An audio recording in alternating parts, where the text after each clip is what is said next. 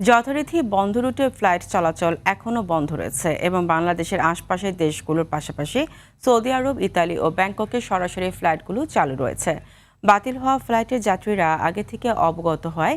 হজরত শাহজালাল আন্তর্জাতিক বিমানবন্দরে কাউকে দেখা যায়নি। 28 ফেব্রুয়ারি থেকে এখন পর্যন্ত 131টি ফ্লাইট বাতিল করা হয়েছে।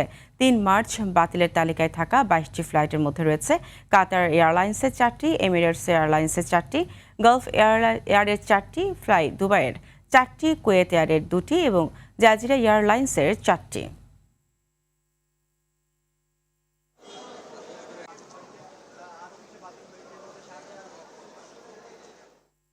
দর্শক, এই মুহূর্তে শাহজালাল আন্তর্জাতিক বিমানবন্দরে রয়েছেন সহকর্মী জাহিদ রহমান। সরাসরি যুক্ত হচ্ছি সেখানে। জাহিদ, ফ্লাইট বাতিল থাকায় বিমানবন্দরের যাত্রীদের বক্তব্য কি? এই মুহূর্তে সেখানে কি পরিস্থিতি দেখছেন জানাবেন।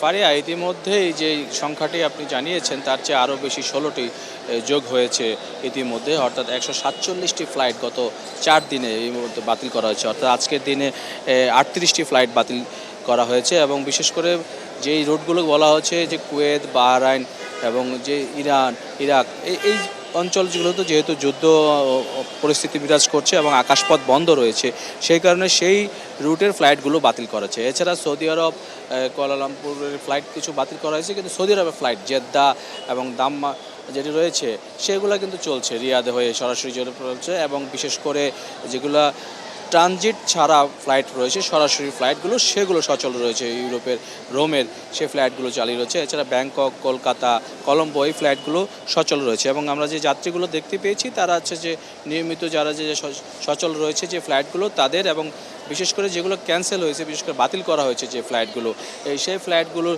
এখন পর্যন্ত যাত্রী আমরা এখানে কোনো উপস্থিতি দেখতে পাইনি। এবং তাদেরকে ইতিমধ্যে যে ফ্লাইটগুলো বাতিল করা হয়েছে তাদের পক্ষ থেকে তাদেরকে জানিয়ে দেওয়া হয়েছে এবং হটলাইন সেবাও চালু করা হয়েছে। যদি কোনো বিষয় জানতে অধিকতর তথ্য জানার জন্য প্রয়োজন হয়, সেই হটলাইনগুলোতে যোগাযোগ করার জন্য বলা হয়েছে যেন তারা জানতে পারেন। এবং পরিস্থিতি কখন নাগাদ স্বাভাবিক হবে সেটি এই মুহূর্তে কেউই বলতে পারছে না, কারণ আকাশপথ খোলা না পর্যন্ত সেই অঞ্চলে বিমান চলাচলগুলো স্বাভাবিক পরিস্থিতি বিরাজ করবে না বলে জানিয়েছে কর্তৃপক্ষ।